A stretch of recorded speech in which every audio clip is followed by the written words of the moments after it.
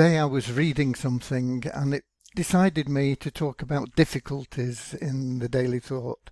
It was from a book called The Law of Success by Paramahansa Yogananda, and he said that through difficult daily lessons you will sometimes see clearly that bad habits nourish the tree of unending material desires, while good habits nourish the tree of spiritual aspirations.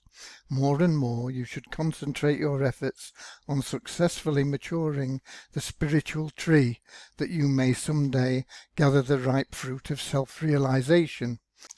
And that got me thinking about difficulties, because we all face difficulties each and every day. And sometimes you face difficulties not because you're doing something wrong, but because you're doing something right. And the difficulties are there for a purpose.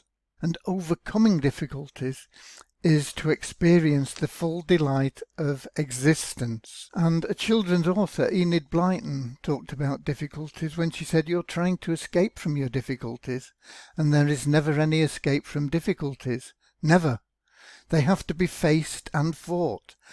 And that's a wonderful thing, because by facing and fighting the difficulties, you overcome them, and it strengthens you.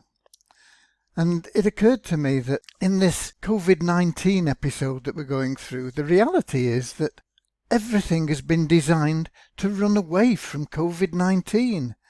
This isolation, this social distancing, all these things are trying to run away from something that you can't run away from.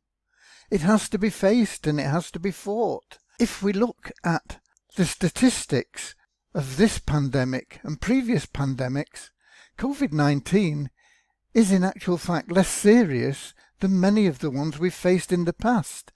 But we've built this up into something that we're running from instead of facing. And the whole thing is illogical. And it's the same if we run away from other difficulties that we face in life. It's just illogical to do it.